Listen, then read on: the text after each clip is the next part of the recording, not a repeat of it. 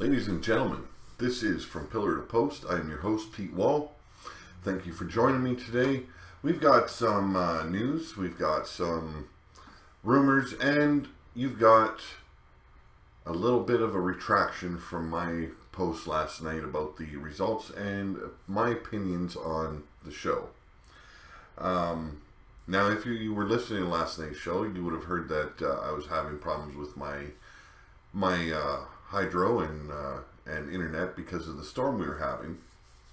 So, I did not get to see the final segment of the night with Bray Wyatt and Randy Orton. So, I'm going to say this. I am going to keep my earlier statements. I feel that the show had a little too much when it came to the promos and way too much talking. As for the final segment of the show, it was fucking phenomenal. It was a perfect way to end the show. Perfect way to just mess with the fans' heads. What's going to be happening at WrestleMania now? Is it going to be Orton and Bray Wyatt? Is it going to be Orton, Bray Wyatt, and AJ Styles? Or are they going to include Luke Harper? Who the fuck knows? It's all up in the air now. And that's what I like about SmackDown. They are keeping people interested. They are keeping people guessing. So, as of right now, anything is up in the air for the main event for SmackDown at WrestleMania. Now, will it be the main event of WrestleMania? I don't think so. I think McMahon's got a hard-on for the Brock Lesnar-Goldberg match, and I think that's what we're going to get. But it will be the main event for SmackDown's part of WrestleMania. Now, if you missed it, because I had to go on YouTube this morning and find it to watch it, what I missed. Bray Wyatt was doing his little celebration type thing in the ring. He didn't give a shit that it was AJ Styles that won. It could have been Luke Harper. He didn't really care.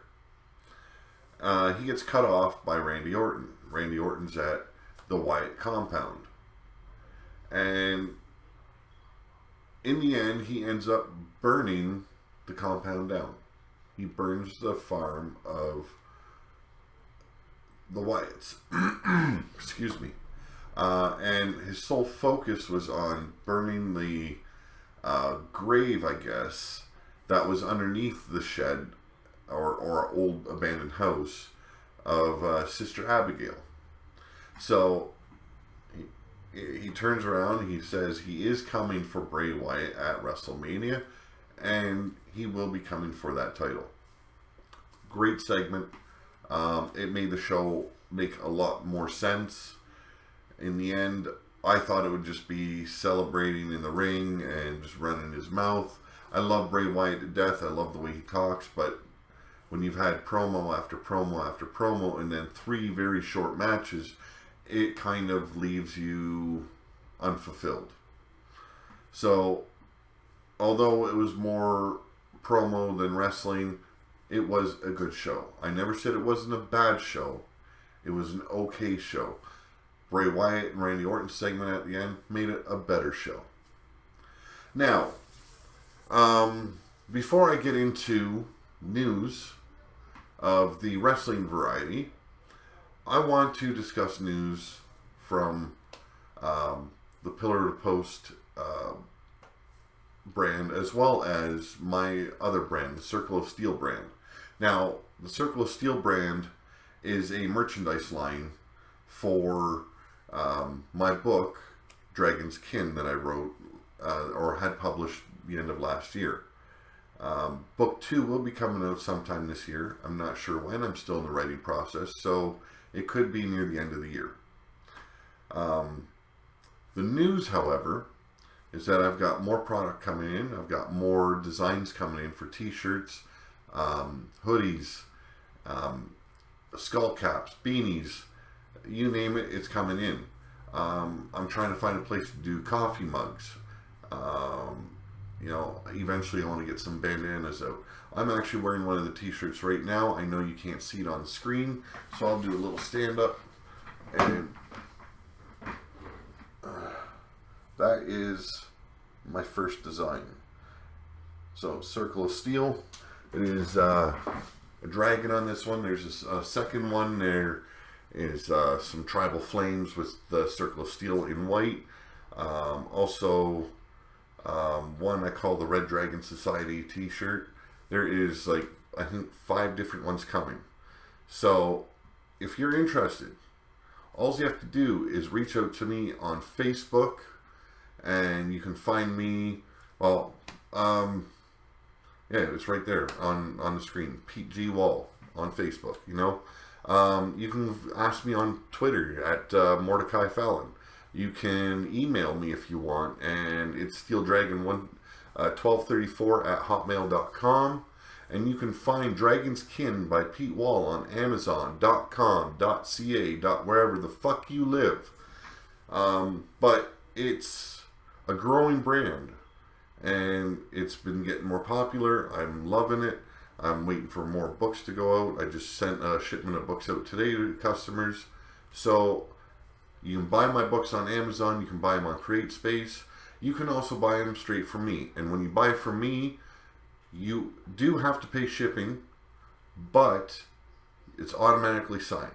You get a signed copy of my book. It is a fantasy fiction adventure novel. So if you want to, contact me. You can even leave a comment, and I will send you my email address, and we'll have a little chat and see where we go. Now, as I reported yesterday, Hardy Boys have left TNA, but there's more. And I also reported Drew Galloway.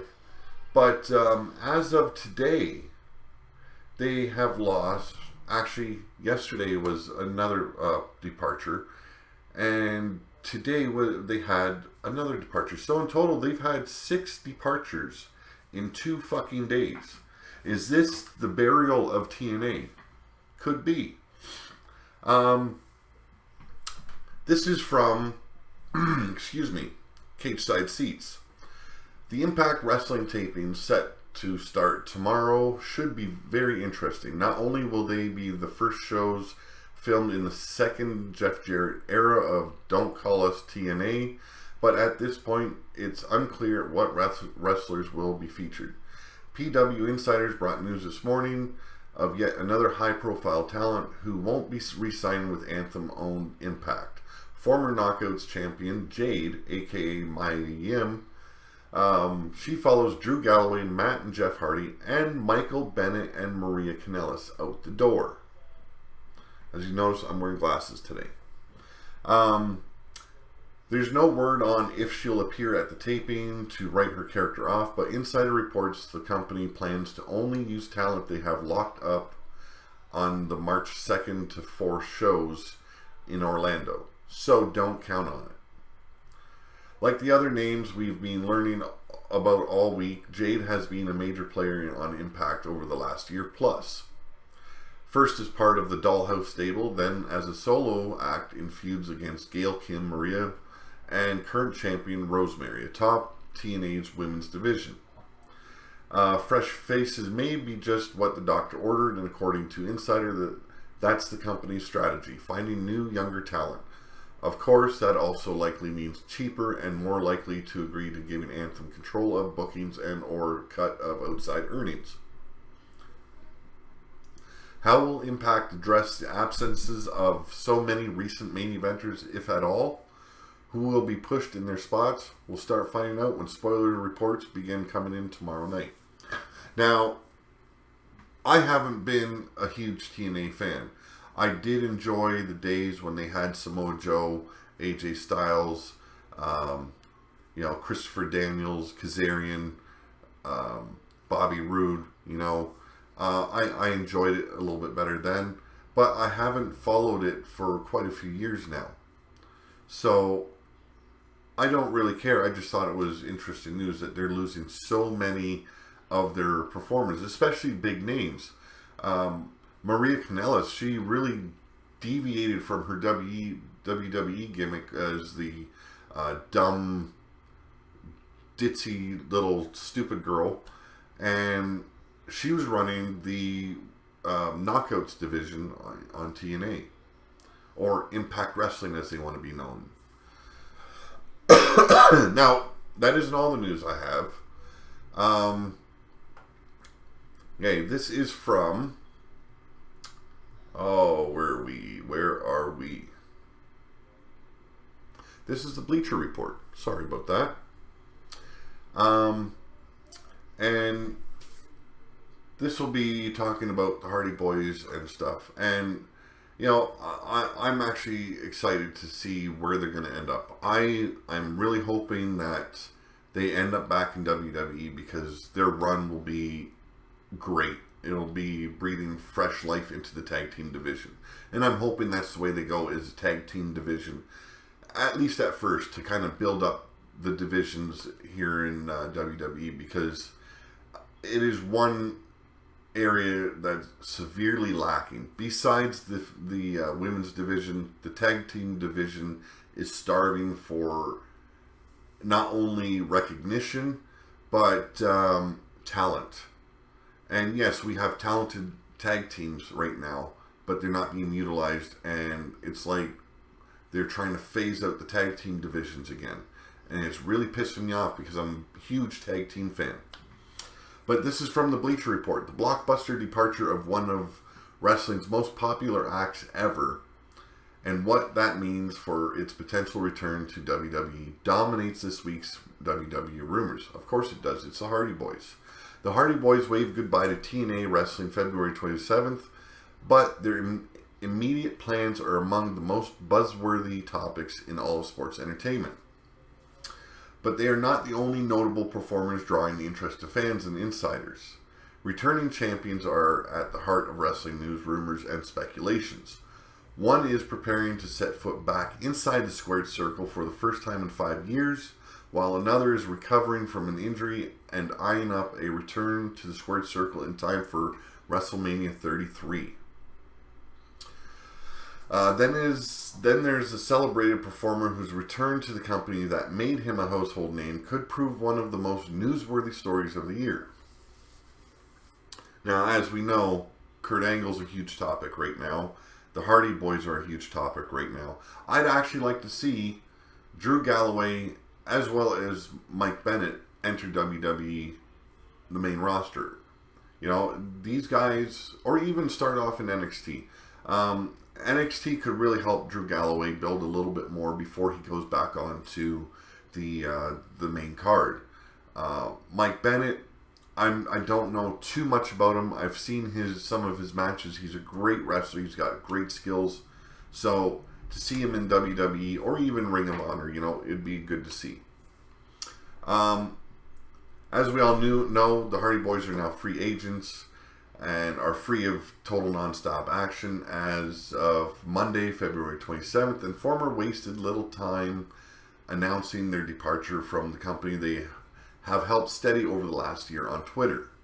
And if you haven't been following Matt Hardy on Twitter, it's at Matt Hardy Brand and hashtag Broken Matt Hardy. And I read those tweets he made the Monday when they departed TNA. The sudden free agency, coupled with the announcement of Matt's wife Rebby that his official online store will be closing imminently, has many fans wondering if a WWE return is in the books. Now, I thought this was a little bit strange too, because why close your online store if you're not planning on re-signing with WWE? Because we all know that WWE likes to control all of those sales. But with TNA claiming that they get a certain percentage because they own part of the Matt Hardy brand, that could be a reason as well. But as fans, we're all hoping this is a good sign that they will be returning. Tweets between Matt and former Raw Women's Champion Sasha Banks have only helped to intensify that speculation. The Hardys were once upon a time one of the most popular acts WWE had ever produced. They revolutionized tag team wrestling in the early 2000s and were significant acts during the critically acclaimed and financially successful Attitude Era. And don't we all miss that era? today's PJ era is fucking crap.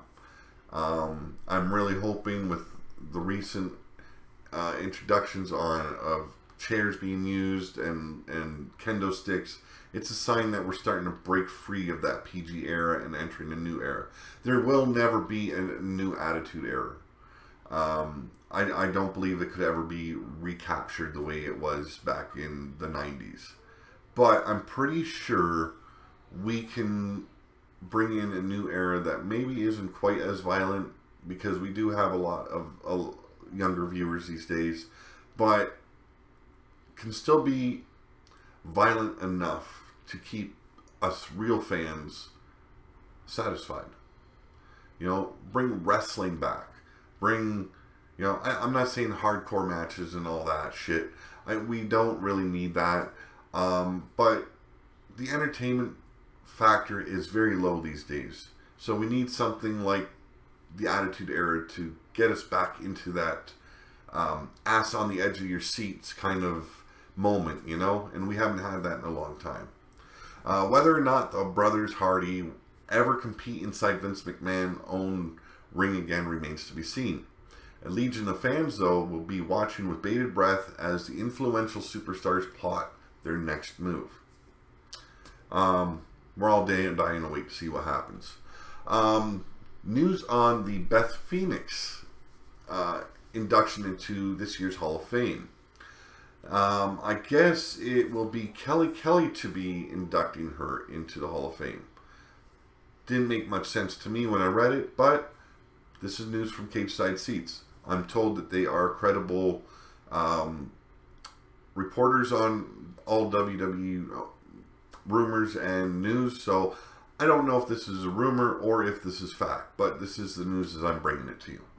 According to Cage Side Seats, the returning former Divas champion Kelly Kelly will induct one of her greatest rivals, Beth Phoenix, into the WWE Hall of Fame class of 2017.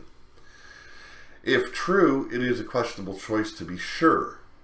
After all, Kelly was the total opposite of Phoenix. Whereas the Glamazon represented the wrestling side of the business, Kelly was the former model who broke into the business at 19 years old and seemed to become a star more for her looks. Also for her sleeping around and whatever else she did to get further and advance in the business, because God knows she wasn't a fucking wrestler. Their feud in 2011 helped legitimize Kelly as a wrestler. Bullshit.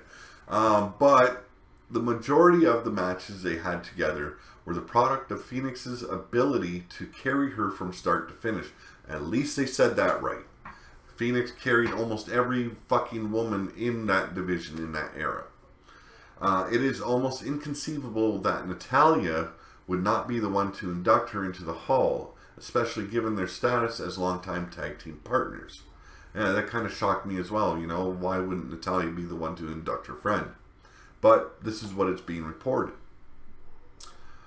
Okay, so now we're going to move on to Kurt Angle. Everyone's wondering what's going to happen. Is he going to be returning before WrestleMania or after?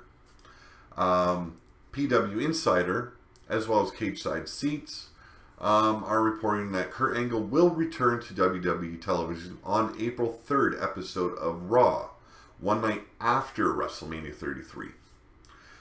If so, that would make another unforgettable moment on a post-Mania episode of WWE's flagship show. The question immediately becomes, will it be as an in-ring performer or some other role on the show? Well, we all know Mick Foley is supposed to be fired because he will be leaving for his hip surgery, and we all know he won't be able to do any of the traveling for a long time afterwards. So a conceivable notion and a logical prediction would be that he could be the new Raw General Manager. Now, after all, it appears as though the Raw General Manager position could be opening up at any moment, with Mick Foley routinely finding himself in hot water with superior Stephanie McMahon. Could Angle, whose relationship with the $1 Billion Princess is well, it's no secret, longtime wrestling fans, that these two have been close to each other's hip for, well, almost the entire Kurt Angle run back then, especially when he went and turned heel. But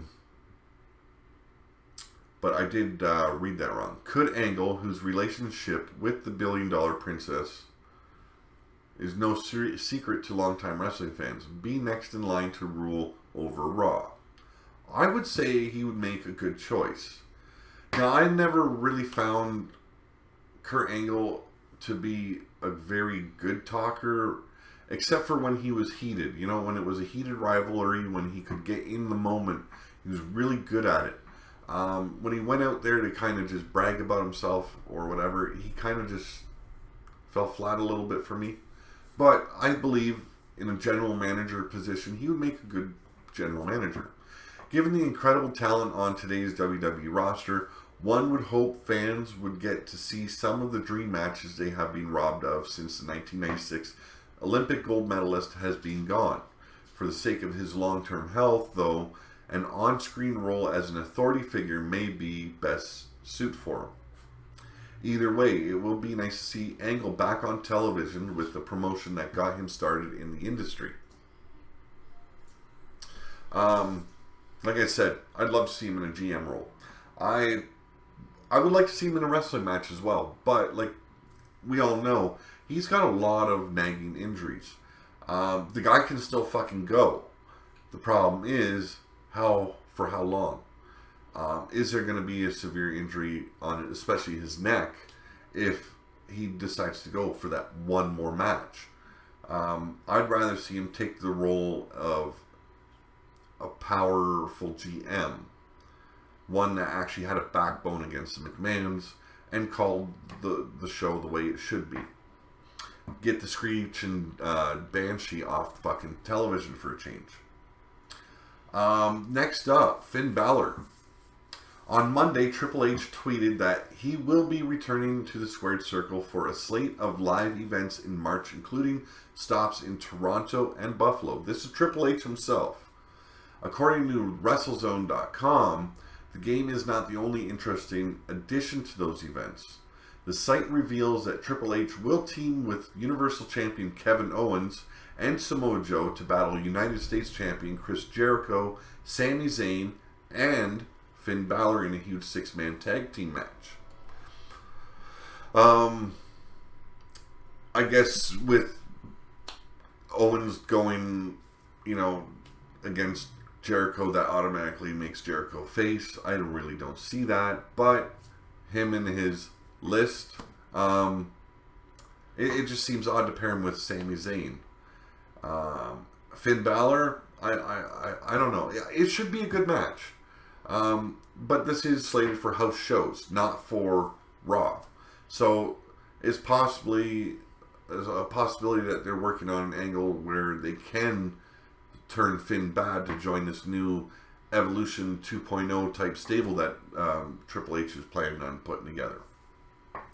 Now, if true, Balor will be returning to the Squared Circle in time for WrestleMania. That he would be involved in such a high-profile match right out of the gate suggests that he may find himself embroiled in the ongoing drama involving the Game, Joe, Zayn, and potentially Seth Rollins just in time for the Showcase of Immortals. If this is the case, could Balor be Rollins' replacement on the grand stage? Could be interesting. Or may he team with the Architect in a tag team match that would understandably limit what Rollins is asked to do with his torn MCL. I could see this working, Make them go into a tag team match against Kevin Owens or Samoa Joe and Triple H, but have Balor turn on Seth Rollins mid-match, or even right at the outset of the match. Just give him a beat down. Either way, fans of the charismatic star should be excited that the previously injured competitor may be back in time for WrestleMania.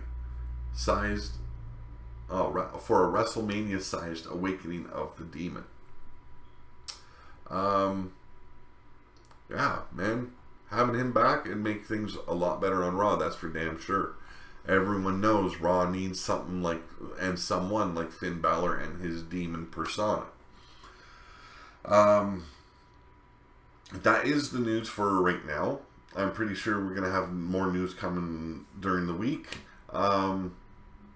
There may be some TNA news mixed in, and I'm going to bring TNA news in, especially if there's very little news of WWE, and especially departures from TNA, because it just, to me, it's a dying brand. It should have died a long time ago. It should have been laid to rest, but they're still trying, and you can't fault them in that. You got to keep trying to find their niche, but that is From Pillar to Post, and I will talk to you soon.